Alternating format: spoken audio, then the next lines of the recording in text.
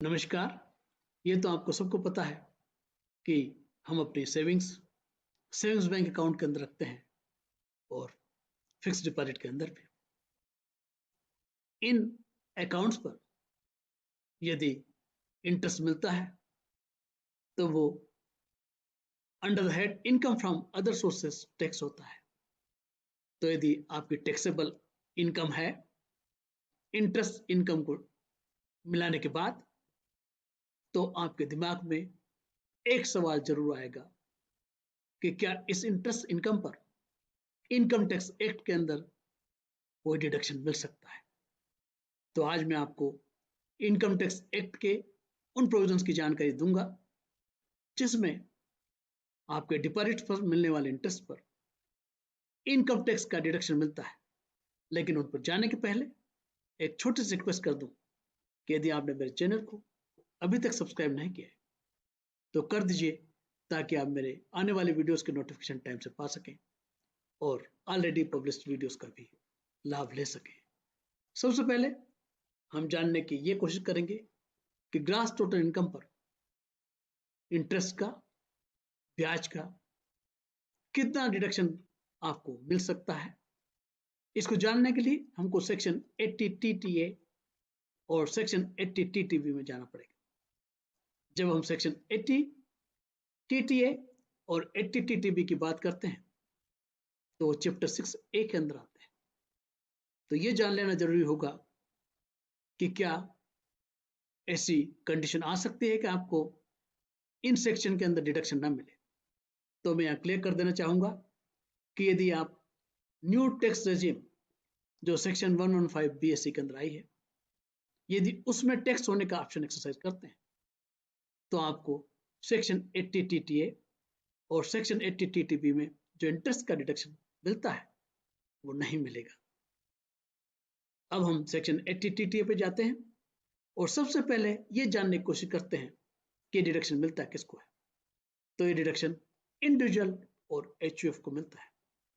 तो दूसरे कैटेगरीज के जो पर्सन है उनको डिडक्शन नहीं मिलेगा, ये सिर्फ इंडिविजुअल और HUF को मिलेगा। अगला सवाल ये आएगा कि ये डिडक्शन कौन से डिपॉजिट पर मिलेगा। सो यहाँ पर क्लियर कर दिया गया है कि ये सेविंग्स अकाउंट के इंटरेस्ट पर ही डिडक्शन मिलेगा। अब अगला सवाल आपके दिमाग में आ रहा होगा कि क्या सेविंग्स अकाउंट आप कहीं पर भी रख सकते हैं, किसी प्राइवेट कंपनी में भी रख सकते हैं, फर्म में रख सकते हैं और उनसे मिलने वाले इंटरेस्ट पर भी आपको डिडक्शन मिलेगा। तो इसको जानने के लिए हमको सेक्शन 80 TTA के सब सेक्शन 1 में जाना होगा और जब वहां जाते हैं तो हमको पता चलता है कि आपका बैंक अकाउंट या तो बैंकिंग कंपनी के अंदर होना चाहिए जो बैंकिंग रेगुलेशन एक्ट के अंदर है, और इसके साथ ही बैंक और बैंकिंग इंस्टीट्यूशन जो सेक्शन 51 में बैंकिंग रेगुलेशन का एक्ट के अंतर्गत आते हैं उनमें भी आप अपना सेविंग्स अकाउंट खोल सकते हैं। इसके बाद कोऑपरेटिव सोसाइटी जो बैंकिंग का बिजनेस करती हैं, कोऑपरेटिव बैंक और लैंड मॉर्गेज बैंक और कोऑपरेटिव लैंड डेवलपमेंट बैंक के अंदर भी आप अपना सेविंग अकाउंट खोल सकते हैं।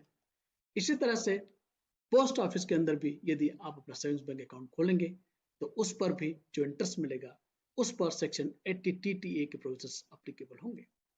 अब अगला सवाल आपके दिमाग में ये आ रहा होगा कि आपको इंटरेस्ट का डिडक्शन मिलेगा कितना।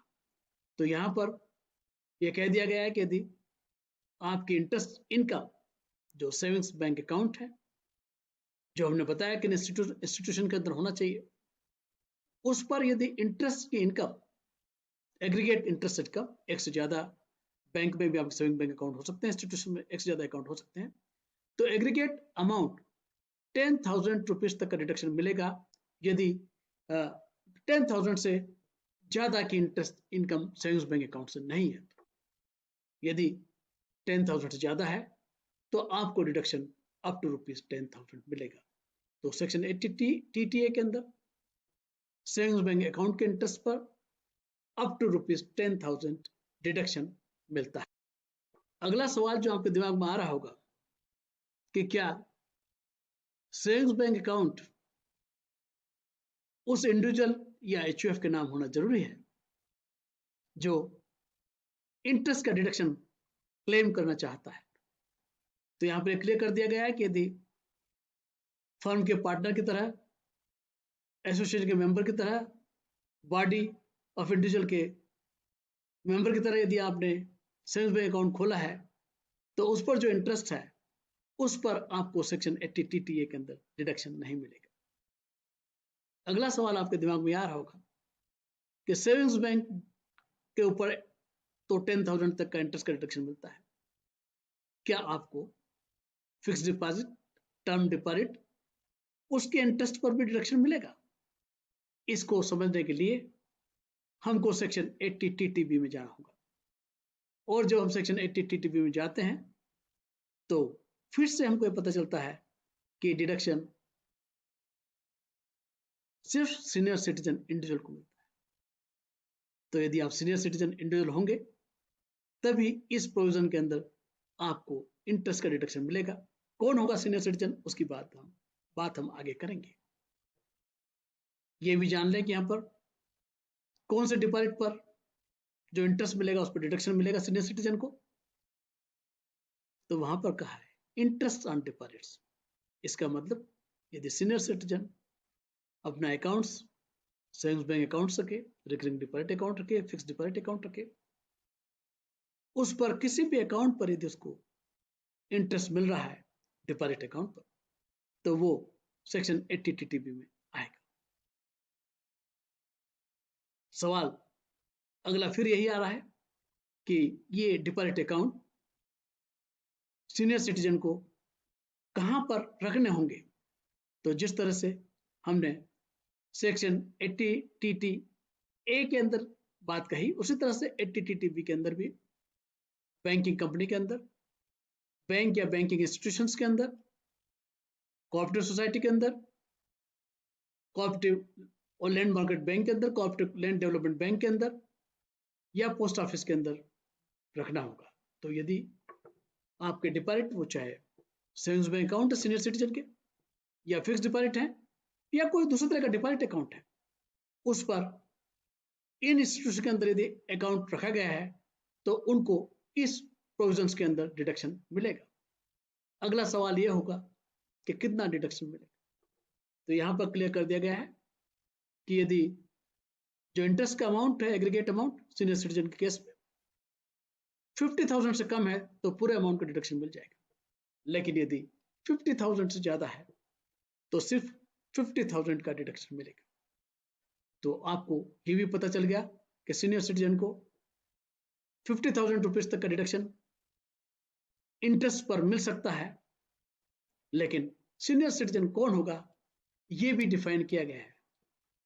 वो सीनियर सिटीजन इंडिविजुअल होगा, वो रेजिडेंट इन इंडिया होना चाहिए। यदि senior citizen resident in India नहीं है तो उस पर ये प्रोविजन एप्लीकेबल नहीं होंगे।